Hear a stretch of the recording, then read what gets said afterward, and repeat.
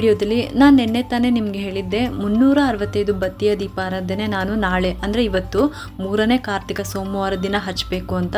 ನೋಡಿ, ಇದೇ 365 ಬತ್ತಿಯ ದೀಪಾರಾಧನೆ ನಾನು ಮಾಡಿರುವಂಥದ್ದು. ಈ ಒಂದು 365 ಬತ್ತಿಯ ದೀಪಾರಾಧನೆ ನಾನು ಯಾವ ದೇವಸ್ಥಾನದಲ್ಲಿ ಮಾಡಿದೆ ಮತ್ತು ಆ ದೇವರ ದರ್ಶನ ಕೂಡ ನಿಮಗೆ ಮಾಡಿಸ್ತಾ ಇದ್ದೀನಿ. ಬನ್ನಿ ಇವಾಗ ಆ ವಿಡಿಯೋನ ನೋಡ್ಕೊಂಡು ಬರೋಣ. ಈ ದೇವಸ್ಥಾನ ಯಾವುದು ಅಂತ ಅಂದರೆ ಮಲ್ಲೇಶ್ವರಂನಲ್ಲಿರುವಂಥ ನಂದಿ ತೀರ್ಥ ದೇವಸ್ಥಾನ.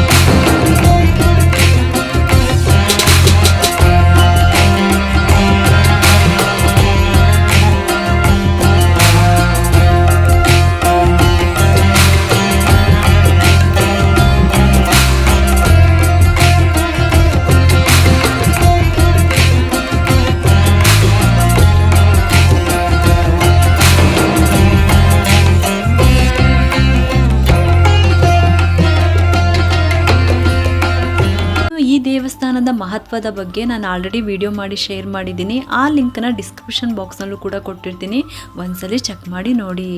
ಶನಿವಾರ 8ನೇ ತಾರೀಕಿಂದ ಸೋಮವಾರ 10ನೇ ತಾರೀಕುವರೆಗೂ ಅಲ್ಲಿ ಅಂದರೆ ಕಾಡುಮಲ್ಲೇಶ್ವರ ದೇವಸ್ಥಾನದ ಹತ್ತಿರ ಕಡಲೆಕಾಯಿ ಪರೀಕ್ಷೆ ನಡೀತಾ ಇತ್ತು.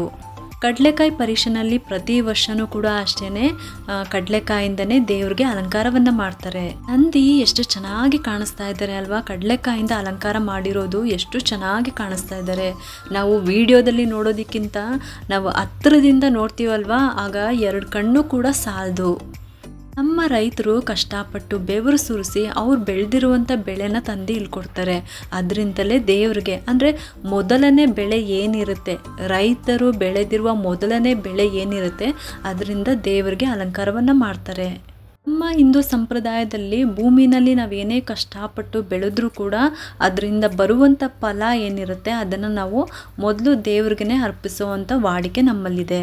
ಇಷ್ಟೇ ಅಲ್ಲ, ನಾನು ಕೂಡ ಹಿಂದಿನ ವಿಡಿಯೋದಲ್ಲಿ ನಾನು ನಿಮಗೆ ತಿಳಿಸಿದ್ದೀನಿ ನನಗೆ ಬ್ಯಾಸ್ಕೆಟ್ ಹಾಕುವಂಥ ಒಂದು ಅಭ್ಯಾಸ ಇದೆ ಅಂತ. ಮೊದಲನೇ ಸಲ ನಾನು ಬ್ಯಾಸ್ಕೆಟ್ ಹಾಕಿದಾಗ ನಾನು ಕೂಡ ದೇವ್ರಿಗೆ ಅಂದರೆ 3 ದೇವ್ರಿಗೆ, ನಮ್ಮೂರಿನ 3 ದೇವ್ರಿಗೆ ನಾನು ಅದನ್ನು ತೊಗೊಂಡೋಗಿ ಕೊಟ್ಟಿದ್ದೆ. ದೇವ್ರಿಗೆ ನೈವೇದ್ಯ ತರೋದಕ್ಕೋಸ್ಕರ ನಾನು ಈ ಬ್ಯಾಸ್ಕೆಟ್ನ 3 ದೇವ್ರಿಗೂ ಕೂಡ ನಾನು ಅರ್ಪಿಸಿದ್ದೆ.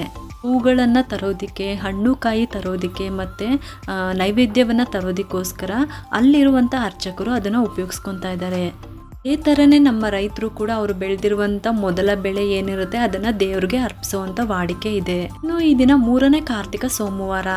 ಪ್ರತಿ ವರ್ಷವೂ ಕಾರ್ತಿಕ ಮಾಸದಲ್ಲಿ ನಾನು ಏನು ಮಾಡ್ತೀನಿ ಅಂತ ಅಂದರೆ ರಾಹುಗಾಲಕ್ಕೆ ಮುಂಚೆ ಅಂದರೆ ಕಾರ್ತಿಕ ಸೋಮವಾರ ಏನಿರುತ್ತೆ ಆ ಕಾರ್ತಿಕ ಸೋಮವಾರದಲ್ಲಿ ರಾಹುಗಾಲಕ್ಕಿಂತ ಮುಂಚೆ ಹೋಗ್ಬಿಟ್ಟು ಬೆಲ್ಲದ ದೀಪಾರಾಧನೆ ಮಾಡ್ತೀನಿ.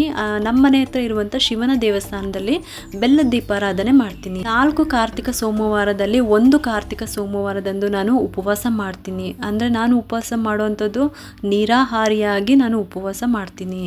ಮೊದಲನೇ ವಾರನೇ ಅಂದರೆ ಕಾರ್ತಿಕ ಸೋಮವಾರದ ಮೊದಲನೇ ಸೋಮವಾರನೇ ನಾನು 365 ಬತ್ತಿಯ ದೀಪಾರಾಧನೆ ಮಾಡಬೇಕಾಗಿತ್ತು. ಆದರೆ ನಮಗೆ ಮಂತ್ರಾಲಯಕ್ಕೆ ಹೋಗೋ ಪ್ಲ್ಯಾನಿಂಗ್ ಇದ್ದಿದ್ದರಿಂದ ಅದಕ್ಕೋಸ್ಕರ ನಾನು ಮಾಡೋದಕ್ಕಾಗಲಿಲ್ಲ. ಮೊದಲನೇ ವಾರ ಮಂತ್ಲಿ ಪ್ರಾಬ್ಲಮ್ ಇದ್ದಾಗ 1 ವಾರ ಸ್ಕಿಪ್ ಆಗುತ್ತೆ. ಅದಾದಮೇಲೆ 3 ವಾರ ಕಾರ್ತಿಕ ಸೋಮವಾರದಲ್ಲಿ ಬೆಳಗ್ಗೆ ಹೊತ್ತು ರಾಹುಗಾಲಕ್ಕಿಂತ ಮುಂಚೆ ಬೆಲ್ಲದ ದೀಪಾರಾಧನೆ ಮಾಡ್ತೀನಿ. 1 ಸೋಮವಾರ ನಾನು ಉಪವಾಸವನ್ನು ಮಾಡ್ತೀನಿ, ಅಂದರೆ ನಿರಾಹಾರಿಯಾಗಿ ಉಪವಾಸ ಮಾಡುವಂಥದ್ದು.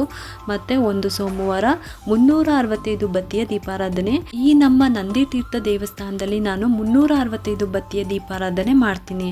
ಇದು ನಾನು ಪ್ರತಿ ವರ್ಷ ನಾನು ಇದೇ ರೀತಿನೇ ಮಾಡ್ಕೊಂಡು ಬಂದಿದ್ದೀನಿ. ಆ ಶಿವ ಮುಂದಕ್ಕೂ ಇದೇ ರೀತಿನೇ ನನಗೆ ಶಕ್ತಿ ಕೊಡಲಿ ಅಂತ ನಾನು ಕೇಳ್ಕೊತೀನಿ. ಹತ್ತತ್ರ ಇವಾಗ 4 ಗಂಟೆ 15 ನಿಮಿಷ ಆಗಿದೆ. ನೋಡಿ, ಆಲ್ರೆಡಿ ಎಷ್ಟೋ ಜನ ಆಲ್ರೆಡಿ 365 ಬತ್ತಿಯ ದೀಪಾರಾಧನೆ ಮಾಡಿದ್ದಾರೆ. ನಾನು 365 ಬತ್ತಿಯ ದೀಪಾರಾಧನೆ ಮಾಡುವಂಥ ಸಮಯದಲ್ಲಿ ನಾನು ವಿಡಿಯೋ ಮಾಡ್ಕೊಳ್ಳೋಣ ಅಂತ ಅಂದ್ಕೊಂಡೆ.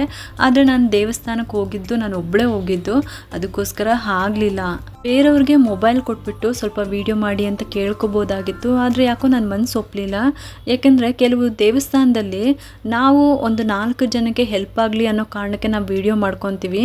ಆದರೆ ಅವ್ರೇನು ತಿಳ್ಕೊತಾರೆ ಅಂದರೆ, ನೋಡ್ದಾ ದೇವ್ರ ದರ್ಶನಕ್ಕೆ ಅಂತ ಬಂದಿರೋದು ವೀಡಿಯೋ ಮಾಡ್ಕೊತಾರೆ, ಈ ಥರ ಎಲ್ಲ ವೀಡಿಯೋ ಮಾಡ್ಕೊತಾರೆ ಅಂತ ಒಂಥರ ನೋಡ್ತಾರೆ. ಎಷ್ಟೋ ದೇವಸ್ಥಾನದಲ್ಲಿ ಆ ರೀತಿ ಮಾಡಿದವ್ರಿಗೆ ಬೈದಿರೋದು ಕೂಡ ನಾನು ನೋಡಿದ್ದೀನಿ. ಅದಕ್ಕೋಸ್ಕರ ನನಗೆ ಸ್ವಲ್ಪ ಮುಜುಗರ ಜಾಸ್ತಿ ಮತ್ತು ಸ್ವಾಭಿಮಾನ ಕೂಡ ಜಾಸ್ತಿ. ಅದಕ್ಕೋಸ್ಕರ ನಾನು ವೀಡಿಯೋ ಮಾಡ್ಕೊಳಕ್ಕಾಗಲಿಲ್ಲ.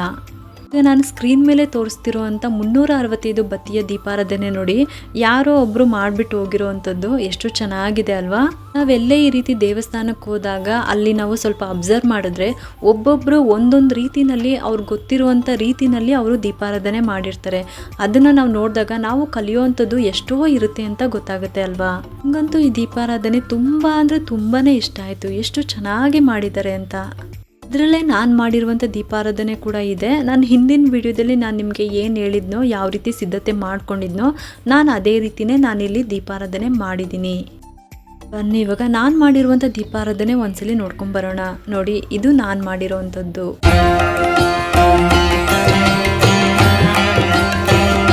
ನಾನು ಹಿಂದಿನ ವಿಡಿಯೋದಲ್ಲಿ ಯಾವ ರೀತಿ ಸಿದ್ಧತೆ ಮಾಡ್ಕೊಂಡಿದ್ದೆ ಅಂತ ನಾನು ನಿಮ್ಗೆ ತಿಳಿಸ್ಕೊಟ್ಟಿದ್ನೋ ಅದೇ ರೀತಿನೇ ನಾನಿಲ್ಲಿ ಮಾಡಿದ್ದೀನಿ. ನೀವಿಲ್ಲಿ ನೋಡ್ತಾ ಇರ್ಬೋದು. ಈ ಥರ ನಾವು ದೀಪಾರಾಧನೆ ಮಾಡಬೇಕಾದ್ರೆ ಯಾವುದೇ ಕಾರಣಕ್ಕೂ ನಾವು ಬಾಳೆಹಣ್ಣಿಗೆ ಊದ್ಗಡ್ಡಿಯನ್ನು ಸಿಗಿಸ್ಬಾರ್ದು. ನೀವು ಮನೆಯಲ್ಲಿ ಪೂಜೆ ಮಾಡಬೇಕಾದ್ರೂ ಅಷ್ಟೇ, ಅಥವಾ ದೇವಸ್ಥಾನದಲ್ಲಿ ಪೂಜೆ ಮಾಡಬೇಕಾದ್ರೂ ಅಷ್ಟೇ, ಯಾವುದೇ ಕಾರಣಕ್ಕೂ ಬಾಳೆಹಣ್ಣಿಗೆ ಊದ್ಗಡ್ಡಿಯನ್ನು ಸಿಗಿಸ್ಬಾರ್ದು. ನಾನು ಬರೋದಕ್ಕಿಂತ ಮುಂಚೆನೇ ಆಲ್ರೆಡಿ ಎಷ್ಟೋ ಜನ ದೀಪಗಳನ್ನು ಹಚ್ಬಿಟ್ಟು ಹೋಗಿದ್ರು. ಅದರಲ್ಲಿ ಬಾಳೆಹಣ್ಣಿಗೆ ಊದ್ಗಡ್ಡಿಯನ್ನು ಸಿಕ್ಸಿದ್ದಾರೆ. ಅದನ್ನು ನಾನು ನೋಡಿದೆ. ತುಂಬ ಜನ ಈ ರೀತಿ ತಪ್ಪನ್ನು ಮಾಡ್ತಾ ಇರ್ತಾರೆ. ಪೂಜೆ ಎಲ್ಲ ಆದಮೇಲೆ ಯಾರಿಗೂ ಕೂಡ ಅದು ತಿನ್ನೋದಕ್ಕೆ ಬರೋದಿಲ್ಲ. ಆ ಊದ್ಗಡ್ಡಿ ಕಡ್ಡಿನಲ್ಲಿರುವಂಥ ಕೆಮಿಕಲ್ಸ್ ಹಾಕಿ ಏನು ಯೂಸ್ ಮಾಡಿರ್ತಾರೋ ಅದು ಬಾಳೆಹಣ್ಣಿಗೂ ಕೂಡ ಸೇರಿರುತ್ತೆ. ಅದಕ್ಕೋಸ್ಕರ ಈ ಒಂದು ಕಾರಣಕ್ಕೆ ಯಾರು ಕೂಡ ಇನ್ನು ಮುಂದೆ ಈ ವಿಡಿಯೋನ ಯಾರೆಲ್ಲ ನೋಡ್ತಾ ಇದ್ದೀರೋ ಈ ಒಂದು ತಪ್ಪನ್ನು ಯಾರು ಕೂಡ ಮಾಡಬೇಡಿ. ಮೊದಲು ದೇವಸ್ಥಾನಕ್ಕೆ ಬಂದಾಗ ಕೈಕಾಲು ತೊಳ್ಕೊಂಬಿಟ್ಟು ಆಮೇಲೆ ಶಿವನ ದರ್ಶನ ಮಾಡಬೇಕು. ಮೊದಲು ಯಾವಾಗಲೂ ಕೂಡ ದೇವರ ದರ್ಶನ ಮೊದಲು ಮಾಡಬೇಕು, ಆಮೇಲೆ ನಾವು ದೀಪಾರಾಧನೆ ಮಾಡಬೇಕು. ಇದನ್ನು ನೆನ್ಪಿಟ್ಕೊಳ್ಳಿ. ಶಿವನ ದರ್ಶನ ಮಾಡ್ಕೊಂಬಿಟ್ಟು ಬೇಡ್ಕೊಳ್ಳಿ, ಈ ಒಂದು ಸೇವೆನ ನಾನು ಮಾಡೋದಕ್ಕೆ ಬಂದಿದ್ದೀನಪ್ಪ, ನನ್ನ ಈ ಒಂದು ಸೇವೆನ ಸ್ವೀಕರಿಸಪ್ಪ, ಈ ದೀಪಾರಾಧನೆ ಮಾಡೋದಕ್ಕೆ ನಿನ್ನ ಅನುಮತಿ ಕೊಡಪ್ಪ ಅಂತ ಕೇಳ್ಕೋಬೇಕು. ಆಮೇಲೆ ಮಂಗಳಾರತಿ ತೊಗೊಂಬಿಟ್ಟು ತೀರ್ಥ ತೊಗೊಂಬಿಟ್ಟು ಪ್ರದಕ್ಷಿಣೆ ಹಾಕಿಬಿಟ್ಟು ಆಮೇಲೆ ಬಂದ್ಬಿಟ್ಟು ಇಲ್ಲಿ ದೀಪಾರಾಧನೆ ಮಾಡಬೇಕು. ಇದು ನಾನು ಮಾಡಿರುವಂಥ ದೀಪಾರಾಧನೆ.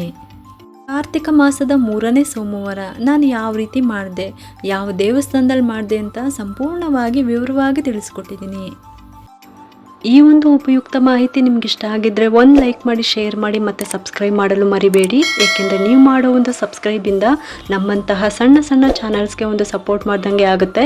ಮತ್ತೆ ಸಿಗ್ತೀನಿ ಮುಂದಿನ ಹೊಸ ವಿಡಿಯೋದೊಂದಿಗೆ ಅಂತ ಹೇಳ್ತಾ ಈ ವಿಡಿಯೋನ ಮುಗಿಸ್ತಾ ಇದ್ದೀನಿ. ಸರ್ವೇ ಜನ ಸುಖಿನೋ ಭವಂತು.